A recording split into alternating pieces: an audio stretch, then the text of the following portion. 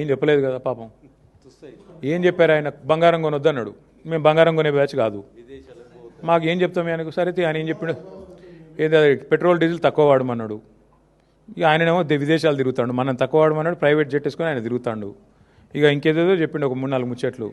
ఏమంటారు? కలిసే ఉన్నారు. కలిసి వచ్చి ఏంది బ్రదర్? వాళ్ళిద్దరు ఎప్పటి నుంచో కలిసి ఉన్నారు. నేను అడుగుతున్నా బ్రదర్, వాళ్ళు కలిసి లేని కొత్తగా కలిసేది ఏముంది? రేవంత్ రెడ్డి బీజేపీతోని కలిసే ఉన్నారు కదా.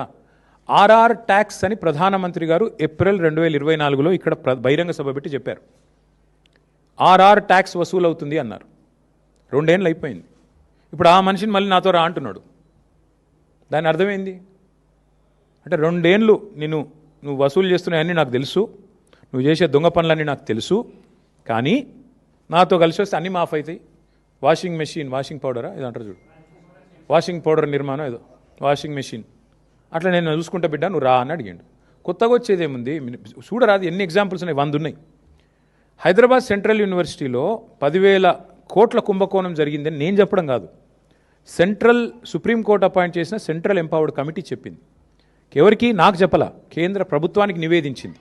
మీరు యాక్షన్ తీసుకోండి అని చెప్పింది. ఎందుకు తీసుకోవట్లేదు మోడీ గారు? ఎందుకు ఇంత దయ రేవంత్ రెడ్డి గారి మీద? కలిసి లేకపోతే ఇదంతా ఎందుకు జరుగుతుంది? పొంగులేటి శ్రీనివాసరెడ్డి గారి ఇంటి మీదే ఈడీ రైడ్ అవుతుంది. 2 మెషిన్లు పోతాయి, నోట్లు కౌంట్ చేసే మెషిన్లు 2 పోతాయి. ఇప్పుడు అయిపోయి కూడా 18 నెలలు అయిపోయింది రైడ్ అయ్యి. ఈడీ నోరు విప్పదు, మంత్రి గారు నోరు విప్పరు, పలుకే బంగారం అయింది. దీని అర్థమైంది? దీని భావం ఏంది? ఇద్దరు కలిసి లేకపోతే అమిత్ షా గారు వచ్చి తెలంగాణ ఏటీఎంగా మారిపోయింది ఏఐసీసీకి అంటాడు, కానీ ఏం యాక్షన్ ఉండదు. దొంగలు పట్టుకోవాల్సిన హోంమంత్రి అలాగే ఇక్కడ చూస్తున్నారు కదా మీరు. ముఖ్యమంత్రి గారి బావమరిదికేమో కేంద్ర ప్రభుత్వ స్కీమ్లో కాంట్రాక్టులు వస్తాయి, కేంద్రంలో ఉండే బీజేపీ ఎంపీలకు రాష్ట్రంలో కాంట్రాక్టులు వస్తాయి. ఇది ఎన్నడూ చూడలేదు తెలంగాణలో, ఫస్ట్ టైం చూస్తున్నాం.